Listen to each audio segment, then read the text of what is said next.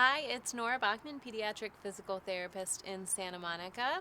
One of the most fun things for parents to do with a baby is help them stand and walk.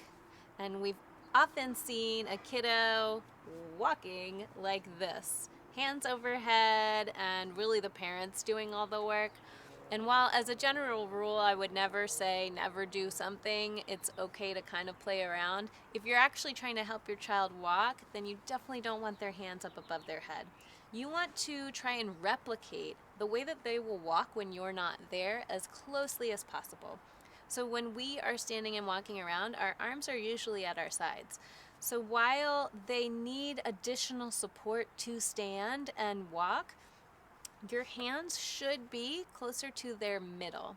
Not only does this provide good support, but it also provides crucial input for the child. By touching their belly and touching their back, you're activating those muscles. You're showing them, hey, you got to turn on, you got to help me so that I can balance and stand and walk.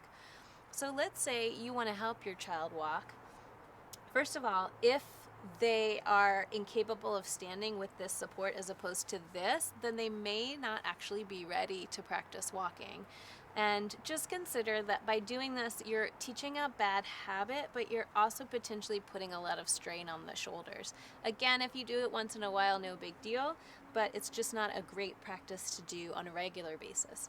Instead, let's have your hands around the belly, sort of the middle torso, and sometimes kiddos will maybe be a little frustrated, especially if they've been helped to walk in a different way and they just go dead weight. That is a classic move that all babies are born with. They don't want to do it your way, so they're not going to do it at all.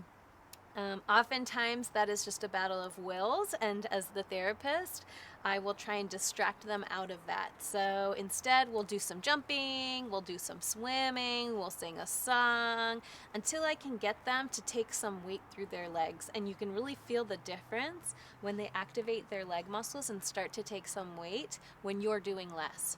The other thing is, as adults, we're a lot taller than little kids, so it requires a lot more squatting and hunching from us. So if you can get your hands on like a rolling chair or scooter, that's optimal, so you hurt your back a little bit less. If not, really try and bend those legs and squat down instead of leaning over too long. Keep your hands on belly and back.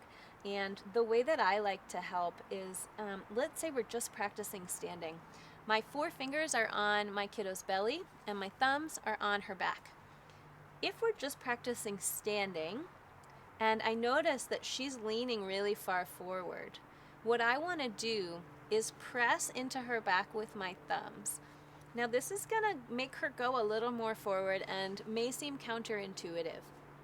But actually what I'm doing is showing her, hey, you're leaning too far forward, but if you push into these muscles in your back, you'll come back up and be upright. Same thing with if she's leaning back into me. If I push with my four fingers on her belly, it activates those muscles and tells her, hey, push over here. This is where you want to go. So instead of leaning so far backwards, she comes up forwards. And we're looking for that middle ground. We're just trying to help her get her balance. So you may go back and forth between fingers and thumbs. And obviously I'm using a lot of pressure just to make my point. You just want to use a little bit of a touch. Once I have her balanced and she's comfortable with that, we want to help her take her steps. So before you take a step, you're weight shifting. So your weight is going from one side to the other. I'm going to exaggerate this so you can really see. Let's say I want her to take a step with her right foot. I'm going to lean her, shift her ever so slightly to her left, and hopefully she lifts her right foot. If she doesn't, I can give her a little bit of help at her knee, at her thigh, at the lower leg if I need to. If she's not taking a step, again, it may be too early. Maybe we can just work on these weight shifts, and maybe we can just work on balancing forward and back. But ideally, if she is ready to walk, but she's just not quite comfortable, I'm going to try and keep my hands around her middle, not up in her armpits, and generally just sort of around the rib cage or a little lower. And I'm just going to try and go with her and feel when I'm helping her Is she leaning too far in any direction? If I weren't here and she was leaning that much, would she fall? Now, if the answer is yes, it's important to allow her to feel that so that, yeah, she falls. Oh no, we went too far. And maybe I just slow her down and then we can get back to it again. We can stand up and try again. But it's really important that you help her identify, I'm losing my balance. Her body needs to recognize that, send a message to the brain. The brain has to respond with its muscles. She needs to understand, I'm losing my balance, and this is how I correct it. As parents, it can be really hard to watch your child fall. You want them to be successful at all times.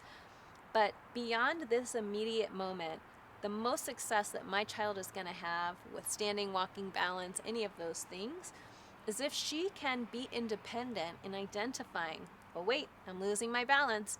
My body knows what to do to prevent that fall. If I am constantly there as the parent or the caregiver, keeping her up, she does not recognize, I'm falling.